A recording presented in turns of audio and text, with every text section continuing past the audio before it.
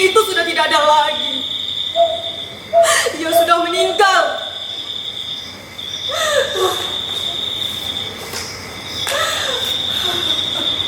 Dan tinggallah surau itu tanpa penjaganya.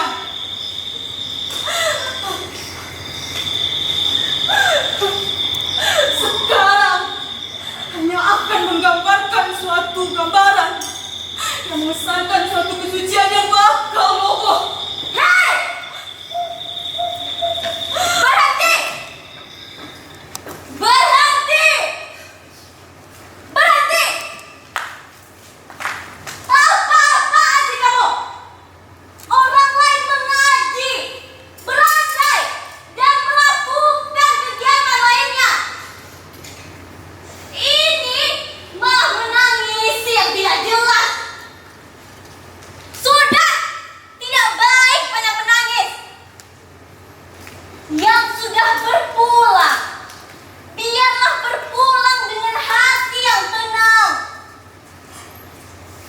Kita yang mengikutinya nanti lebih baik menyiapkan bekal kepulangan kita itu, agar kita tidak tersesat dan masuk ke tempat yang tidak kita sukai. Lebih baik sekarang kita memperbaiki hidup daripada meratapi yang sudah mati. Sudah ya, jangan banyak menangis. Malu tuh sama orang-orang. Maaf semuanya penonton, pertunjukan sebenarnya belum selesai. Loh, yang barusan adegan apa? Itu baru sambutan awal. Jadi belum ya? Belum. Sudah. Lebih baik sekarang kalian kembali ke posisi masing-masing. Maaf sebelumnya penonton, yang tadi itu hanya kesalahpahaman. Begini. Sebelum pertunjukan ini kami mulai, saya ingin sekali menyampaikan sepatah kata untuk kalian semua. Kenapa saya ingin sekali berkata-kata? Karena saya khawatir setelah pertunjukan ini tiba-tiba ada protes besar-besaran. Maklumlah, zaman reformasi.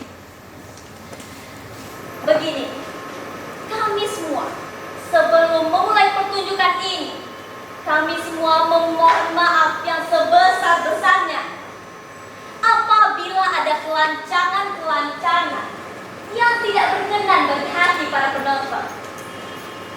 Ini cerita, bukan cerita sesungguhnya, tapi hanya dongeng yang dapat diragukan kebenarannya. Dongeng adalah dongeng. Dongeng bukan kenyataan, tapi kadang ada nyatanya. Agar lebih jelasnya, mari kita simak pertunjukan ini dengan hati yang tenang. Begitu saja dari saya. Ayo anak-anak, lanjutkan pertunjukannya. Tapi jangan pakai sedih-sedihan lagi.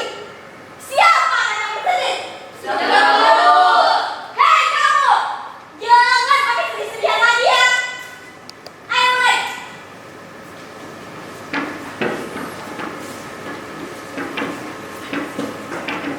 Tapi kami sudah tidak ada lagi sekarang. Dia sudah meninggal. Dan tinggal suami tanpa penjaganya. Anak-anak menjadikannya seperti teman main. Mainnya sampai meninggal. Perempuan kehabisan kayu bakar. Perempuan tiba menjadi lantai di malam hari.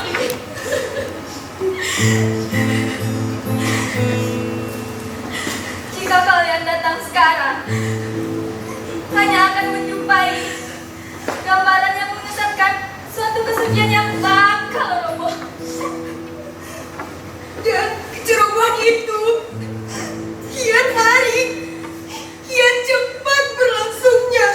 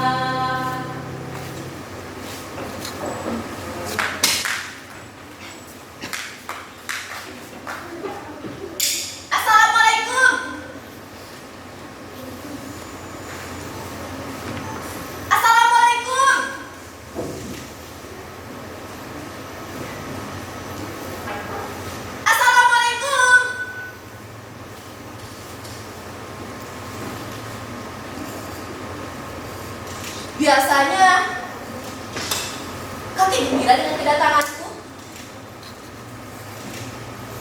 Karena aku sering memberinya uang.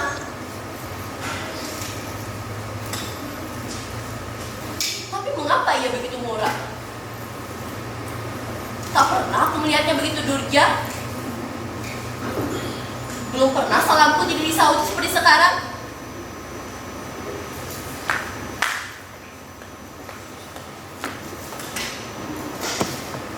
Pisau siapa, kek? Ajo siji. Ajo sini. Apa ajo sini membuat bualan, kakek? Siapa? Ajo sini. Kurang ajar. Kenapa, kek? Mudah-mudahan pisau ini yang kuasah tajam-tajam menggorok tenggorokannya. Kakek marah.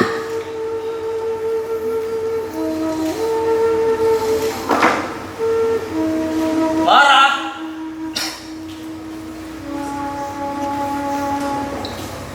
Ya, kalau aku masih muda, tapi aku sudah tua. Orang tua menahan abang.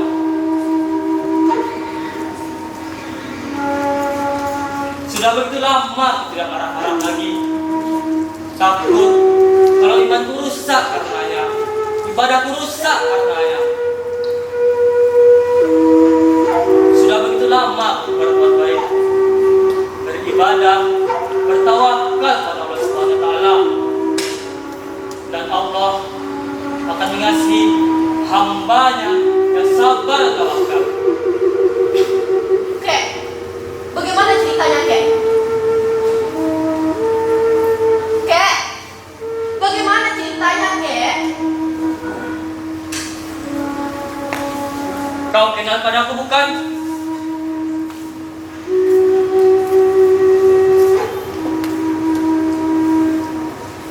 Sedari muda kau di sini,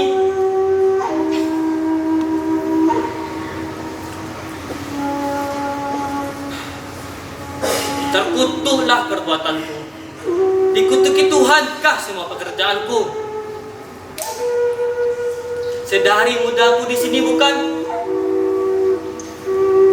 Aku ingat punya keluarga, punya istri, punya anak seperti orang lain. Segala kehidupanku, lahir dan batin, serahkan pada Allah Subhanahu wa taala. Tak pernah aku menyusahkan orang lain.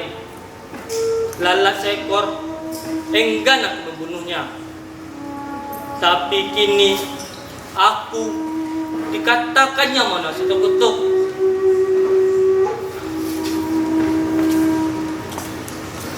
Umpan neraka.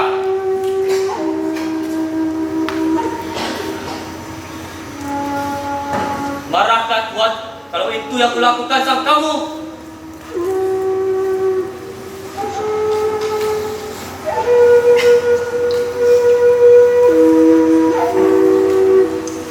Akan dikutukinya aku kalau selama hidupku mengabdi kepadanya.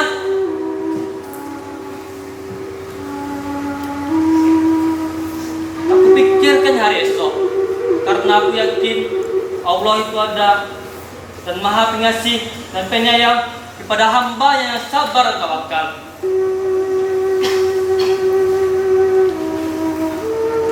Aku bangun pagi-pagi, aku bersuci, aku pukul gendong, membangunkan setiap waktu. Aku puji-puji dia, aku baca kitabnya. Apa salah pekerjaanku itu?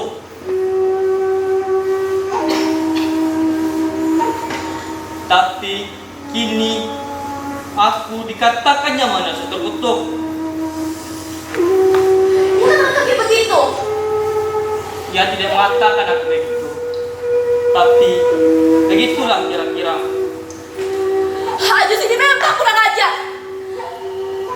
Apalagi yang dikatakannya, kek? Pada suatu hari, Ajo Sidi bicara padaku.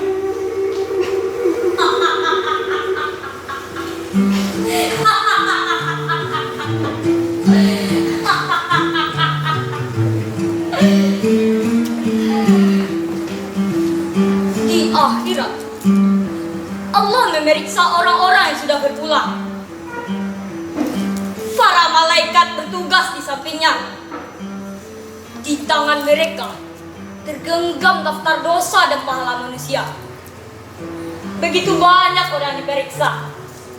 Maklumlah, di mana-mana ada perang. Dan di antara orang-orang diperiksa itu ada seseorang di dunia dinamai Hajah.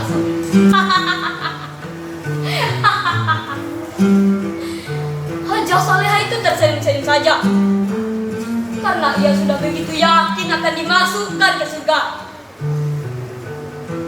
Ketika dilihatnya orang-orang yang ada di neraka, bibirnya menyunggingkan senyuman ejekan. Begitu pula sebaliknya, ketika dilihatnya orang-orang yang ada di surga, bibirnya seolah mengatakan, sampai ketemu nanti.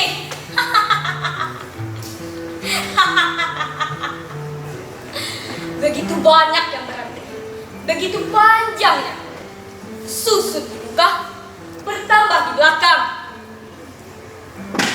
Akhir sampai giliran Hajah Saleha.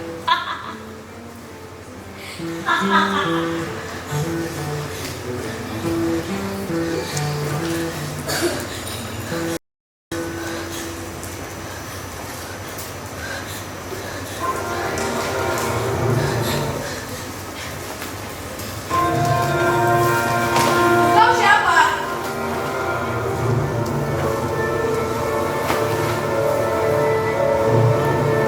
Aku Saleha. Karena aku sudah pernah pergi ke Mekah. Hajah Saleha namaku. Anda ini siapa?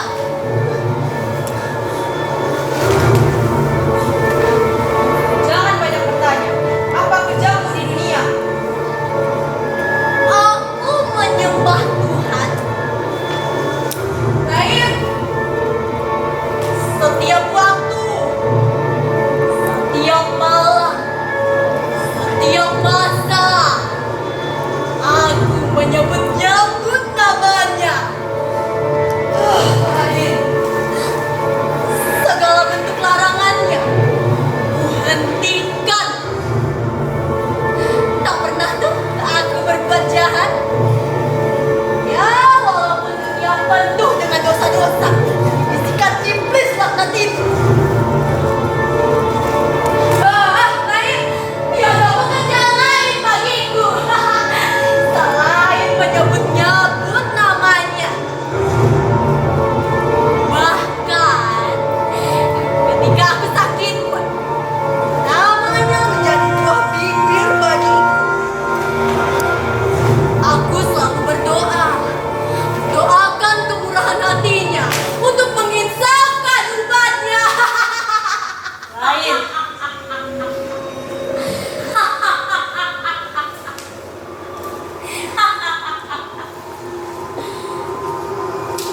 Hajah Saleha tidak bisa menjawab lagi. Ia telah menceritakan segalanya yang ia kerjakan. Tapi ia insaf bahwa pertanyaan yang dilontarkan bukan asal bertanya saja. Tentu ada lagi yang dikatakannya. Ia termenung dan menekurkan kepalanya. Hawa panas api neraka tiba-tiba mengembus ke tubuh Hajah Saleha. Dan ia menangis. Tapi setiap air matanya mengalir, diisap kering oleh hawa panas neraka itu.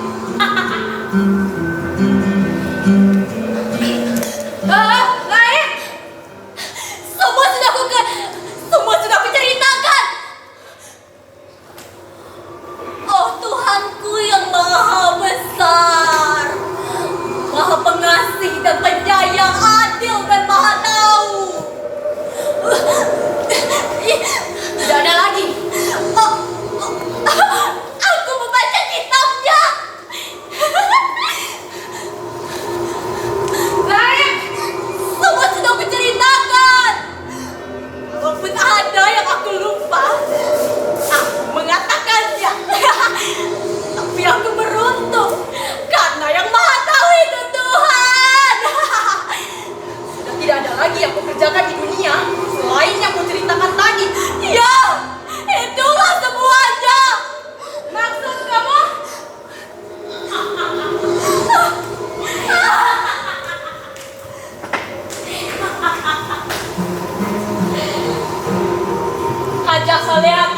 bisa melanjutkan kata-katanya lagi.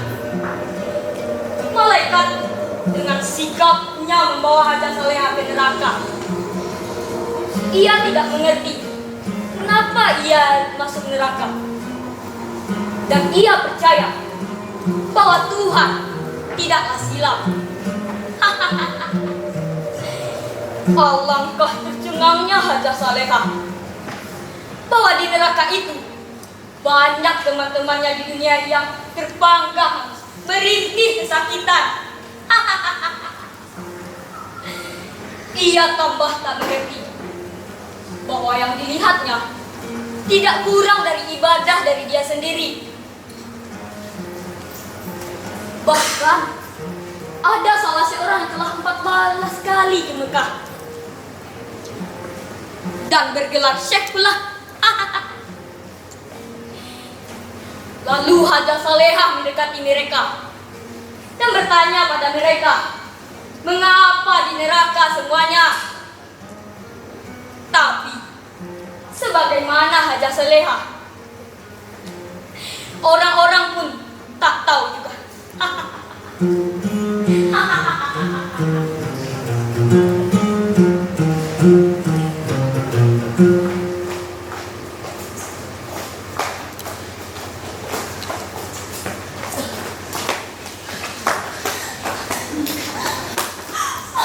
Bagaimana ini? Bukankah ia menyuruh kita untuk rajin beribadah, teguh beriman, dan semua itu sudah kita lakukan di dunia. Tapi mengapa ia kini memasukkan kita ke neraka? Ya, kami juga heran. Telah orang-orang senegeri dengan kita semua, dan tak kurang satu pun ketaatannya dalam beribadah. Ini sungguh tidak adil. Memang tidak adil. Kita harus mengingatkan dia kalau dia silap memasukkan kita ke neraka ini. Kalau dia tidak mau mengakui kesilapannya, bagaimana? Kita protes. Kita resolusikan. Apa kita revolusikan juga? Itu tergantung kepada keadaan. Yang penting sekarang, mari kita berdemonstrasi menghadap kepada dia. Cocok sekali. Di dunia dulu, dengan demonstrasi saja, banyak yang kita peroleh. Ya, setuju.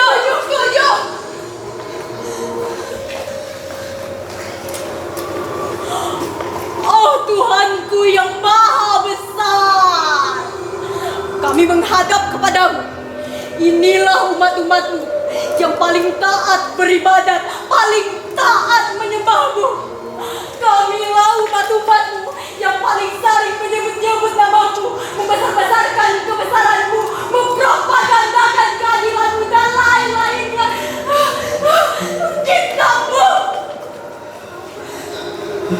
Kitabmu kami hafal di luar kepala, tak sesat sedikit pun kami membacanya. Namun Tuhanku yang maha kuasa, setelah kau panggil kami kemari, kau masukkan kami ke neraka, maka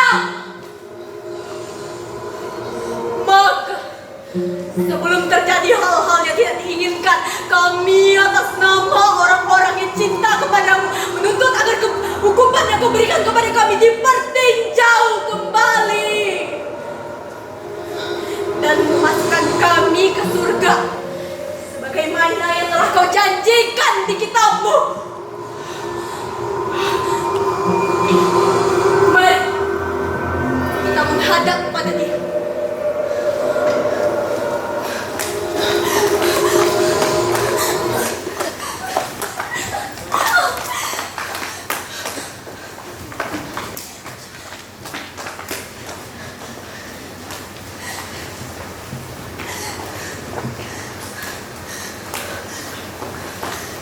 Kalian mau apa lagi? Kami ingin bertemu Tuhan. Tidak bisa. Harus menyangkut kepada nasib kami. Kamu mesti tahu, Tuhan telah menugaskan aku untuk menuntut kalian. Kamu ini sebenarnya siapa?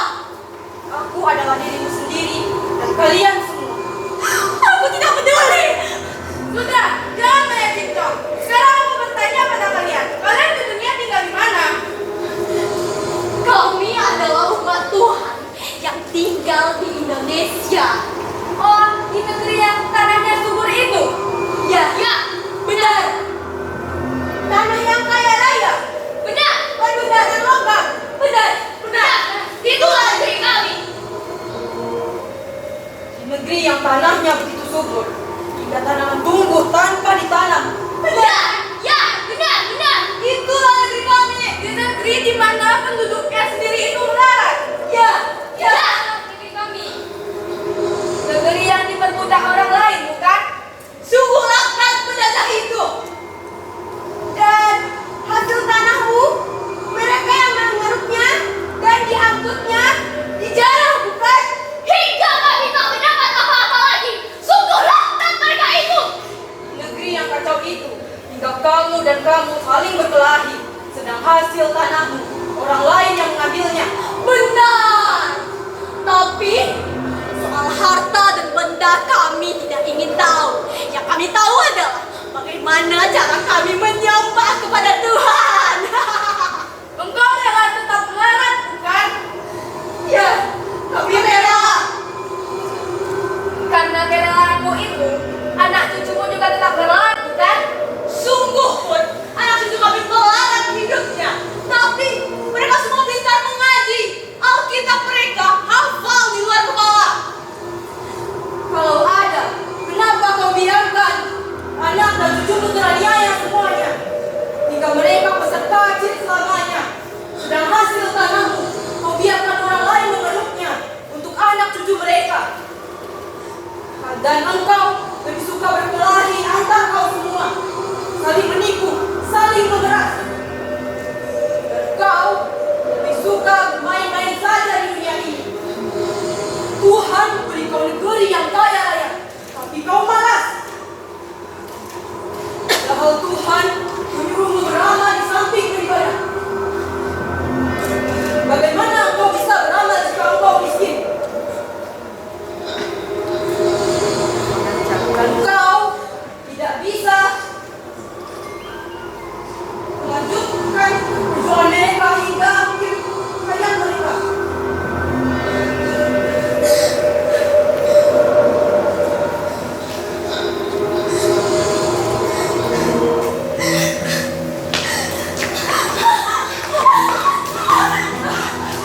Salahkah menurut pendapatmu?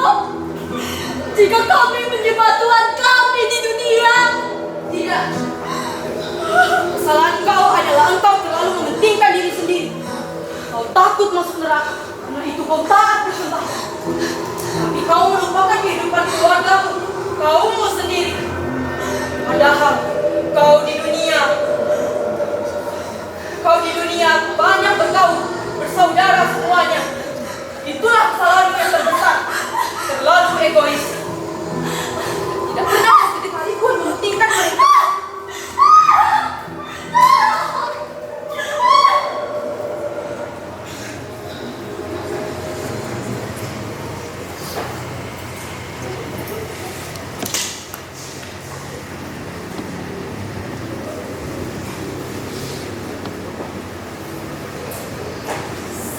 Sayur. Yang nyomang gulai, balilah sayur ni.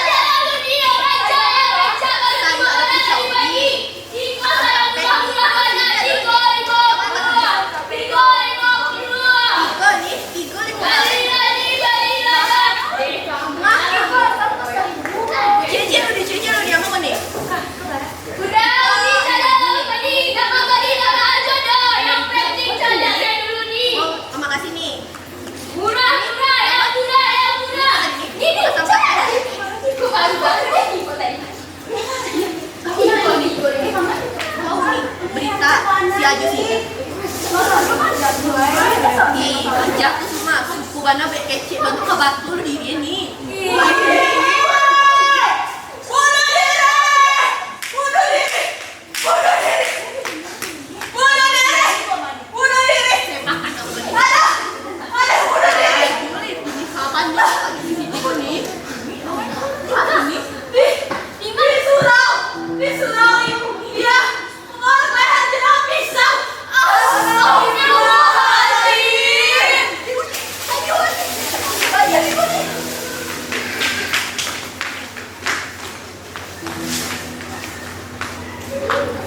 Udah. Apa udah tidak menengok? Siapa yang bilang? Kakek? Iya udah. Kakek kedapatan mati di suraunya dengan keadaan yang mengenaskan sekali. Ia menggorok lehernya dengan pisau. Astagfirullahaladzim. Ini pasti gara-gara Joside. Udah baik nggak usah.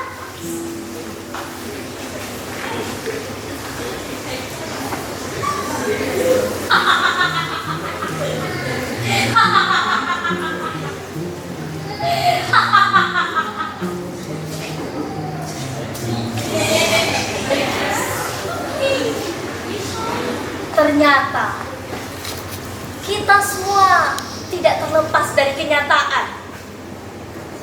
Hidup dan mati bukanlah milik kita. Kita semua hanya mengembara, dan kita semua